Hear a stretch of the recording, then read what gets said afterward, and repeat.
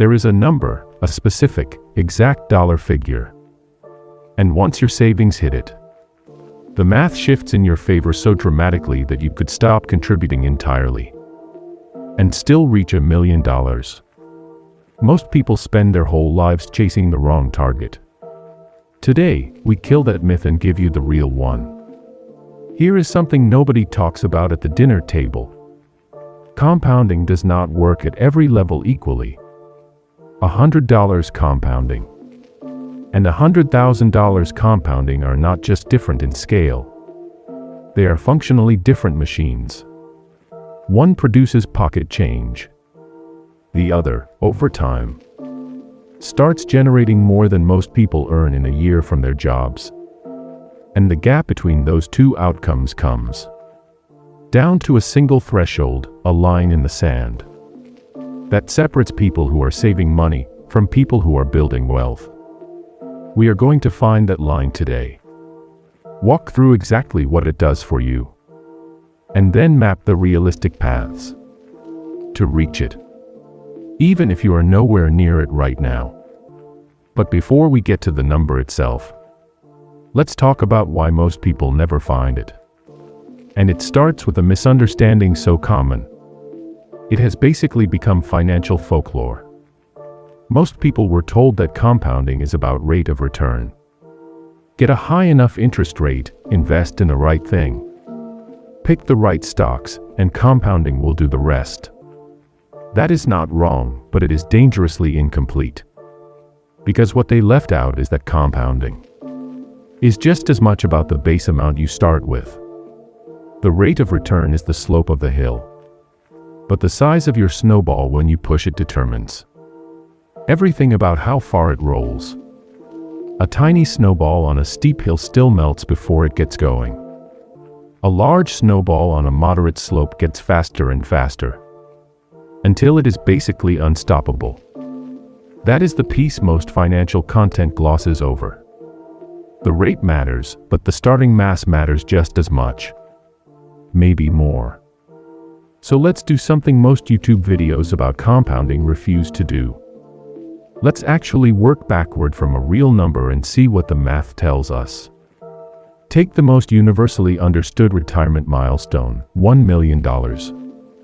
That is the number people daydream about. It is the number financial planners use as a baseline. It is visible, tangible, and easy to track. So let's use it as our target and reverse engineer what you actually need to put to work today to reach it. Assume 30 years of growth. A reasonable window for someone in their mid-30s or early 40s. Now run the numbers at a few different rates of return. Because life is not a single fixed percentage. The stock market wobbles. Some years it delivers 15%, some years it drops 20%. But historically, a broad US stock index fund has averaged somewhere around 8 to 10% annually over long stretches. So let's look at 4 realistic lanes. At 4% annually, roughly what you'd get from a high-yield savings account or conservative bond-heavy portfolio, reaching $1 million in 30 years requires you to start with about $308,000. That is the realistic slow lane figure. At 6%, closer to what a balanced mix of stocks and bonds produces over time, you need roughly $174,000 up front.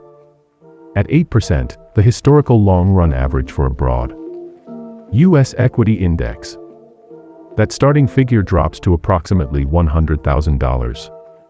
And at 10%, which some diversified equity funds have delivered over extended periods, you only need about $57,000 to reach that same $1 million milestone in 30 years, with nothing added.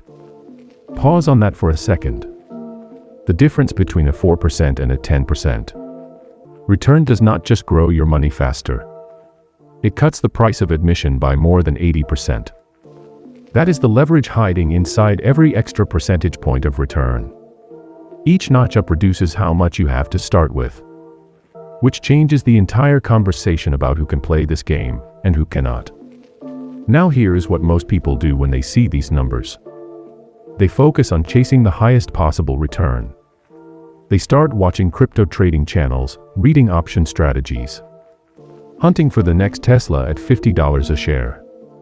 And that chase almost always ends the same way. Years wasted, gains reversed, and the compounding clock running out.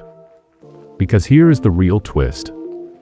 The most powerful variable in this equation is not the return rate. It is your behavior. Specifically, it is your ability to leave the money alone.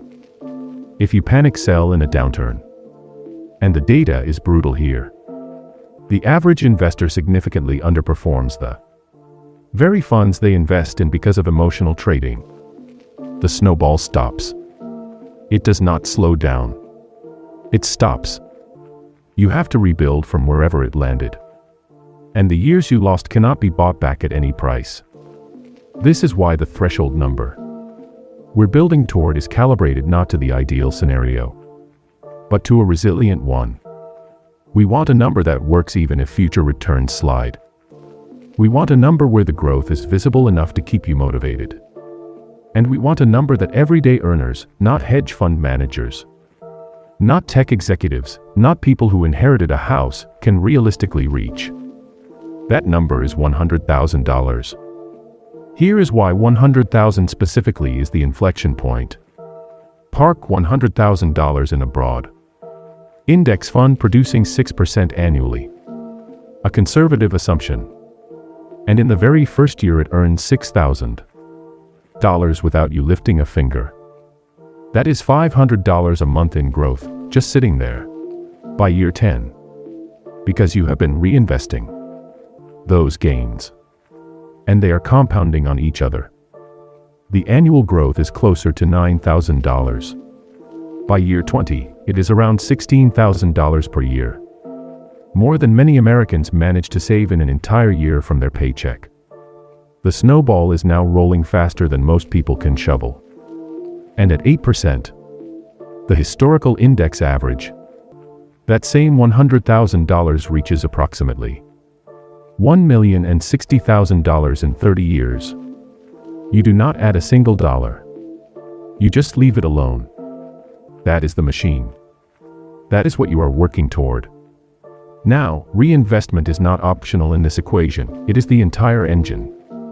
A mistake that quietly costs people tens of thousands of dollars over time is letting investment gains sit in a cash account attached to their brokerage, earning almost nothing while inflation steadily erodes their purchasing power. Every dollar of gain that does not go back to work is a worker you just fired. Automatic dividend reinvestment is not a fancy feature. It is the single most important checkbox on the whole platform. Turn it on. Leave it on. Forget about it. That one habit compounded over 2 decades can meaningfully change your final outcome. So now the question becomes, how do you actually get to $100,000 if you are not there yet? And this is where the video gets practical. Because arriving at the number without a map is just motivational noise. If you can save $850 a month and invest it at 6% annual growth, you will cross $100,000 in roughly 8 years. That is a tough ask for a lot of households. And there is no point in pretending otherwise. But here is the part people skip over. You do not have to save that much with just your salary. The strategy is to combine a base savings habit with targeted income moves. Freelance work in your existing skill set. A weekend side project. Renting out a room.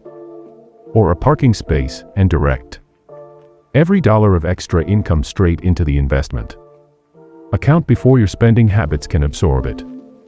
$850 a month sounds like a stretch until you realize it might only require $300 extra of earned income per month on top of your base savings. That is a different conversation. If $500 a month is your realistic number, you hit $100,000 in just under 12 years at 6%. If all you can carve out right now is $250 a month, you are looking at roughly 18 to 20 years. That is not overnight.